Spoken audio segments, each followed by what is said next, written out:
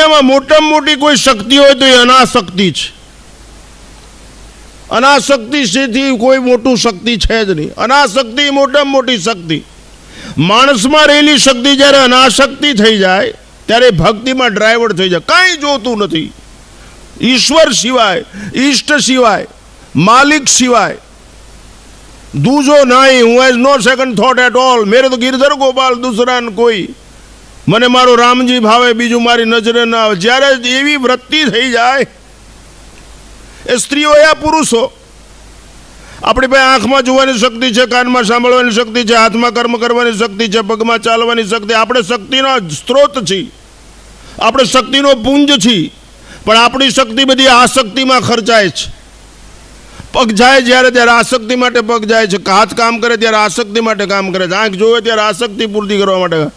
જેને અનાસક્તિ થઈ ગઈ છે, અત્ર તત્ર સર્વત્ર જેને પોતાનો જ ઈષ્ટ દેખાય, એટલે એ બલિષ્ઠ હોય છે, સન્નિષ્ઠ હોય છે, એનું અનિષ્ટ કોઈ ન કરી શકે.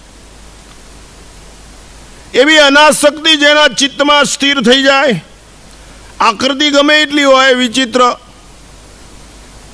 પણ વૃત્તિ જો પવિત્ર હોય તો એનું કર્મ પવિત્ર હોય છે. એટલે અનાસક્ત એ સશક્ત હોય, અનાસક્ત હોય વિરક્ત હોય, અનાસક્ત હોય ભક્ત હોય.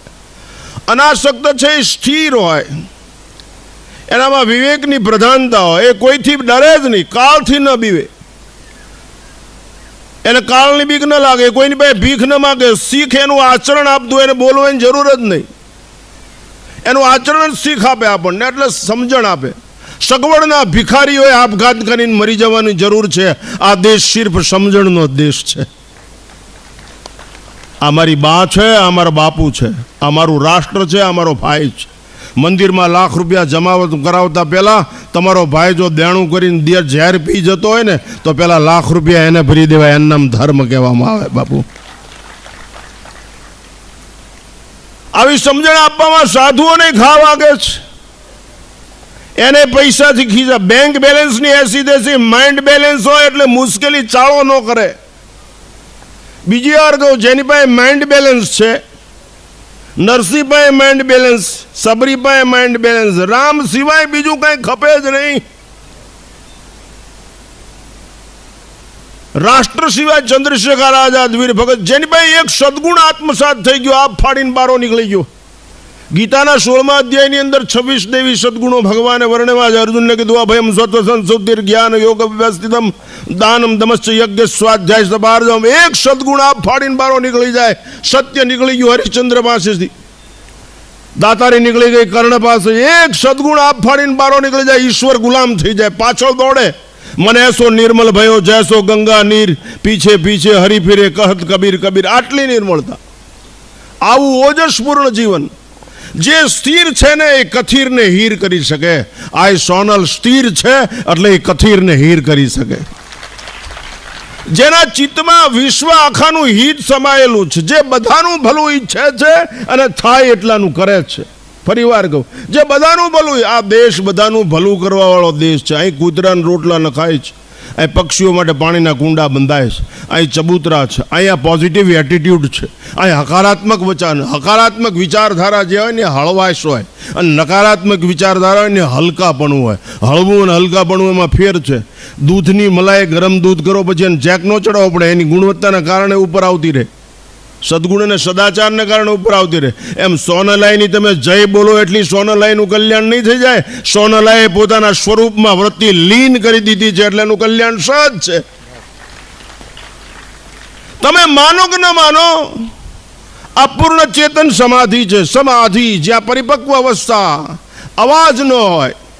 ખીચડી કાચી હોય ને, વિવેકાનંદજીને રામકૃષ્ણ પરમહંસ કહેતા, નરેન્દ્ર દેખ, ખીચડી કાચી હોય ને ત્યાં સુધી ખદબદ થાય, બાકી પાકી જાય ને વિહીમી જાય જેને કહેવામાં આવે, ત્યારે એ બોલતી બંધ થઈ જાય. એકલું રૂપ હોય, રૂપ જ ચાડી ખાય કે આ પાકી ગયો છે. અને ઘણાના રૂપ એવી ચાડી ખાય કે આ થાકી ગયો છે, ઢળીને બધું. આ સમાધિ છે એ પાકી ગયેલી છે ને આપણને પકવવા માટે છે. થાકી ગયેલા બધા અહીં જ આવે છે એટલે જ પાકે છે. કોઈ રોગથી થાકી જાય, કોઈ દુઃખથી થાકી જાય, કોઈ ભૂખથી થાકી જાય. બાપુ શીખડાવાવાળાએ ઘણી કચાશ ઊભી કરી છે. ચાવેલું પચાવેલું ધાવેલું ને અનુભવેલું આપ્યું હોત ને તો વાંધો નહોતા. વાંચેલું જ આપ્યું ને એટલે કઠણાઈ શરૂ થઈ ગઈ છે. એટલા માટે સમાધિ સ્થાન છે એ નિર્વાણ સ્થિતિ છે. અવાજ નહીં, આચરણ જે આખું આપણને ઉપદેશ આપે. તો આ સશક્ત છે, અનાસક્ત છે, વિરક્ત છે, ભક્ત છે. આપણે આસક્ત છીએ, કારણ આપણે ખેંચાઈ જઈએ છીએ. આપણે કોઈને ખેંચી શકતા નથી. માવો ખેંચી લે, આપણને બીડી ખેંચી લે કેબિન સુધી, ભિખારી વેળા આપણે. અને આ કોઈથી ખેંચાય નહીં, કોઈથી ખેંચાય જ નહીં. પ્રેમથી પ્રસન્ન થાય એ વાત જુદી છે. કોઈથી ખેંચાય નહીં પણ પ્રેમથી પ્રસન્ન થાય, ભગવાન થાય છે. કોઈથી ખેંચાય નહીં. તમે પૈસા મૂકો એટલે ખેંચાઈ જાય, હોનું મૂકો એટલે ખેંચાઈ જાય. બાપુ ચિતરેલો સોનાનો સૂર્ય પહેર્યો હોય ને, હોનીએ બનાવેલો, અંધારામાં કામ ન આવે, યાદ રાખજો. એની કદાચ લાખ રૂપિયા કિંમત હશે, મૂલ્ય કાંઈ નહીં. મૂલ્ય તો દીવાનું થાય, એ ટગમગ કરતો અને પ્રકાશ પૂરો પાડે. બાપુ એની જરૂર છે. આ પ્રકાશનો દેશ છે, અંધકારનો નહીં. From darkness to light. આવી મહાસતી જોગણીઓ હોય ને, એ મનુષ્યને અંધકારમાંથી પ્રકાશ તરફ લઈ જાય છે, મૃત્યુમાંથી અમરત્વ તરફ લઈ જાય છે, અસત્યમાંથી સત્ય તરફ લઈ જાય છે. આ આચરણનો દીપક છે. આ આચરણનું સમાધિધાન. ચરણથી ગતિ સાબિત થાય, ચરણથી ગતિ સાબિત થાય, આચરણથી પ્રગતિ સાબિત થાય, અને હરિશરણથી અનુભૂતિ થાય. તમે બધા આવ્યા છો, પૈસા આપી દેવાથી કલ્યાણ થઈ જશે, નાળિયેર વધારી દેવાથી કલ્યાણ થાય. હું કોઈ બાબતનો વિરોધી નથી. આઈ બિલીવ, મને શ્રદ્ધા હોય જ છે, હું માણસ છું. પણ તમે એમ માનો કે આપણે માનતા કરી લઈને આપણે પછી બેફામ જીવીએ અને આપણું કલ્યાણ થઈ જાય, તો એ ઘોર અજ્ઞાનતા છે. નર્મદાનું પાણી ચોરીને 2 વીઘાનો રચકો પકવીને એક ટેમ્પો માજનમાં નાખ્યા હો તો નરક સિવાય બીજું કાંઈ ન મળે. તમારા બાપનું પાણી છે. ધર્મના 2 પાસા છે, એક તત્વજ્ઞાન અને નૈતિકતા. તત્વજ્ઞાન ગમે એવું હોય પણ નૈતિક ના નહીં હોય ને, તમારી બાના પગનો દાબો ને અહીં આવીને ચૂંદડી ચડાવો તો નરક સિવાય બીજું કાંઈ નહીં મળે. યાદ રાખજો. માતૃચેતના શક્તિને સમજવા માટે પ્રયત્ન કરો. પ્રકૃતિ એ માતૃચેતના શક્તિ છે. આજ પ્રકૃતિની ઉપાસના ભૂલી ગયા એટલે વિકૃતિ આપણામાં આવી, અને વિકૃતિના કારણે વિકાર જાગૃત થયા, આપણો શિકાર થઈ ગયો, માનવ અધિકાર ખોવાઈ દીધો. સંસ્કૃતિની પુનઃસ્થાપના માટે ફરી માતૃચેતના શક્તિનું પૂજન યજન કરવું પડશે, તો બનશે. આપણી સૌર ઉર્જા, આપણી ચેતના શક્તિ. આંખ જોવે શું જોવે છે? જો શક્તિ શેમાં વપરાય છે? કાન સાંભળે, ભદ્રન કરણે ભી સ્ત્રુનું એમ તારું કલ્યાણ થાય એવું સાંભળે તું? આ તો બીજાની પંચા. અરે તું તોજી કર ભેણા. આપણે આપણું વિચારવું જોઈએ. અહીં આવીને પછી માણસો એમ કે ટીબી મટી જાય, કેન્સર મટી જાય, છોકરો એક આપો ને એક બંગલો થઈ જાય. અરે આવે આ ભિખારી વડા કરતા એમ કયો માને, માં એવી તાકાત આપ, રાષ્ટ્રના સાર્વભૌમત્વનું રક્ષણ કરું, આ રાષ્ટ્રને પરમ વૈભવના શિખર ઉપર લઈ જાઓ, આ રાષ્ટ્રને દિવ્યતા અપાવું, ભવ્યતા અપાવું, ભલે પાયામાં પુરાઈ જાઓ. આવું ગૌરવ અને ગર્વવાળું માગણું કેમ નથી કરી શકતા? આ તો 15% વ્યાજના પૈસા ફેરવીને લાખ રૂપિયા અહીં મૂકી દો, તમને એમ માનો મોક્ષ મળી જાય? હે તો અમે બાપુ, હું ઠાંગાનો છું, રાત્રે ધાડ પાડીને લાખ રૂપિયા લઈને હવારમાં ભાગવત બેહાડી દો, મોક્ષ મળી જાય. Never possible at all. ક્યારેય શક્ય નથી. એવો એમ રાખતો જ નહીં. ધર્મસ્થાનોને એવી રીતે ભ્રષ્ટ ન કરતા. ઈશ્વર કોઈ દિવસ માફ નહીં કરે, દેશ નહીં બચે. યાદ રાખજો. બીજી વાર નું બોલાવો તેની કોઈ પરવા નથી. અમારા વિશે લોકો ગમે એવી ગાંઠુવાળા એ પૈણેની રાંડે, અમારી પાસે અમારો મુદ્દા માલ છે, એટલે કમાલ છે, ધમાલ થાય એવું છે જ નહીં. અમે માલમ માલ છીએ. આ સોનલભાઈ એનો માલ હતો એટલે કમાલ હતી. ત્યાં ધમાલ ગમે એટલી કરે તો કોઈ થઈ કે એવું હતું જ નહીં કોઈથી. ચિત્તમાં એને એવી વ્યક્તિને બેસવા દો તમારું હિત જ થાય, અહિત થાય જ નહીં. ગોપીઓએ ચિત્તમાં કૃષ્ણને બેસવા દીધો. તમે તમારા ચિત્તમાં બેસવા દો. આ તો ગળામાં હોનાનું પેડલ નાખી દે ને બસ મોઢે દારૂની બોટલ હોય. અરે મરીજાવાળા ખાડામાં પડીને કુછ કરકે દિખા દો, વા આપની અસ્થિ મિટા દો. શું કામ જિંદગી જીવો છો? તમે કેમ ધર્મનું આચરણ કર્યું? કેમ કે ધર્મનું આચરણ કરી શકાય? હું તમારી સામે 75 વર્ષનો છું બાપુ.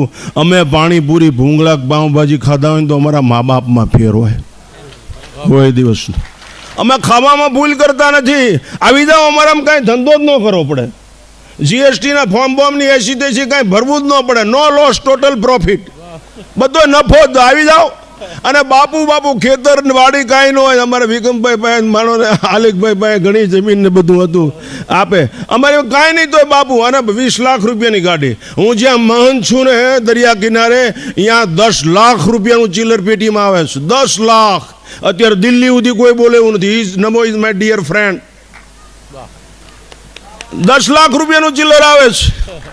અમે બાપુ ક્યારે 1 રૂપિયો લીધો હોય તો અમારે મોઢા જોયા ફેર થયો હોય? ક્યારેય શક્ય જ નથી. અમે પૈસા માટે નહીં, પ્રેમ માટે જન્મ્યા છીએ. વહેમ માટે નહીં, રહેમ માટે જન્મ્યા છીએ. Love is always one way. Prem.